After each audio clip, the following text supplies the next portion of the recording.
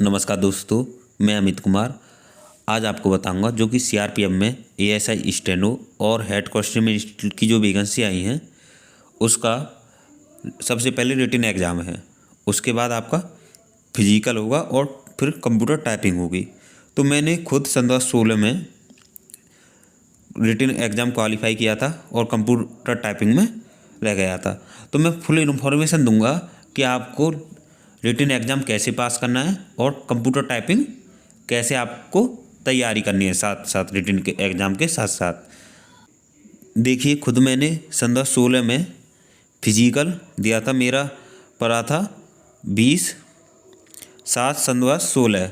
उसके बाद मेरा रिटन एग्ज़ाम हुआ था ग्रेटर नोएडा में।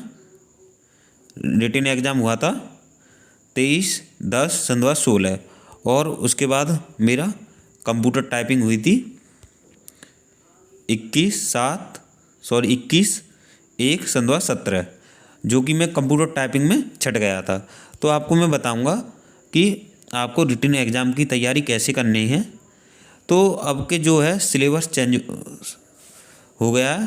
पहले 200 क्वेश्चन थे और अब के कर दिए आपके 100। पहले 200 क्वेश्चन थे, अब के कर दिए आपके 100।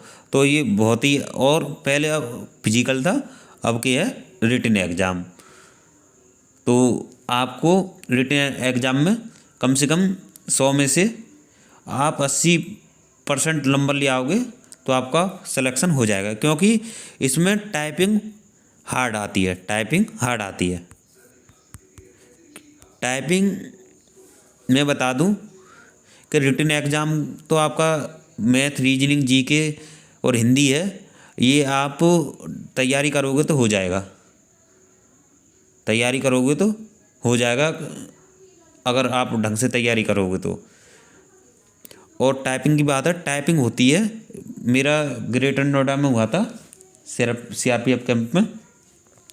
तो वहाँ पर एक बार में 50 लड़के बैठा रहे थे सिस्टम पर, और टाइपिंग थी, सॉफ्टवेयर वो था उसमें कि आप बैक करोगे तो बैक नहीं होगा। जो आपने लिख दिया है वो आपका लिखा रहेगा, और आप बैक करोगे तो आगे आपका बढ़ता जाएगा और गलत होता जाएगा। जैसे आपने अमित लिखा तो AMIT, अगर आपने ए की जगह बी दबा दिया तो वो आगे की ओर बढ़ जाएगा, टाइपिंग में आगे की तरफ।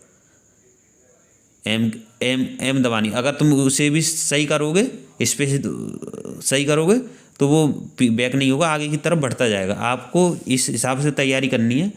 क्योंकि मेरी पहली टाइपिंग थी इसलिए मैं रह गया था उसमें,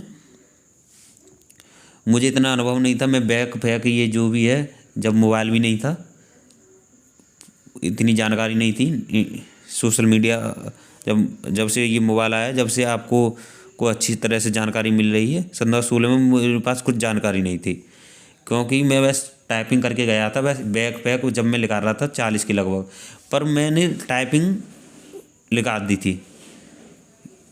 जो 750 वर्ड दिए थे, उन्होंने कहा था कि आपको बस ये टाइप करने हैं 350 वर्ड।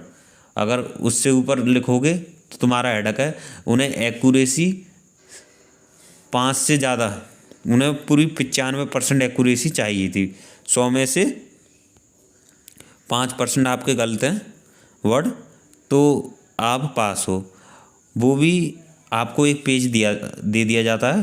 पेज पे से आपको टाइप करना होता है, उस पर कंप्यूटर पर सिस्टम में टाइप करना होता है। बस आपको एक पेज दे दिया जाएगा 650 वर्ड 700 वर्ड का, उसको आपको टाइप करना है। 10 मिनट में आपको टाइप करना है 350 वर्ड। किसी की 750 वर्ड इसीलिए रहते हैं, किसी की 60 वर्ड पर मिनट है, किसी की 40 वर्ड पर मिनट है, तो वो इस हिसाब से लिख दे। पर एक्यूरेसी चाहिए उसे 5%। अगर आप 60 वर्ड पर मिनट लिखा रहे हो, कोई वो बात नहीं, पर एक्यूरेसी आपकी अगर 94 भी हो गई तो आप फेल हो। तो आप साथ ही साथ रिटन के साथ कंप्यूटर की तैयारी भी करें, कंप्यूटर टाइपिंग की।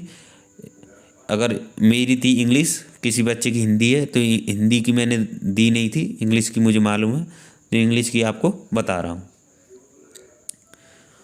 ये जो है टाइपिंग आपको रिटन के साथ साथ करनी है, नहीं तो आप भी मेरे साथ, जैसे मेरे साथ हुआ था, आप भी ऐसे ही आपके साथ भी हो जाएगा। इसलिए आपको रिटन के साथ साथ टाइपिंग की तैयारी करनी है। और फिजिकल तो आपका नॉर्मल होता है, कोई दिक्कत वाली बात नहीं है। आपकी लंबाई है तो आप पास हो, और लंबाई नहीं है तो कह नहीं सकता, पर जब आपकी लंबाई है तो पास हो। अगर वीडियो अच्छी लगी हो तो वीडियो को लाइक और चैनल को सब्सक्राइब करना ना भूलें। जय हिंद, जय भारत।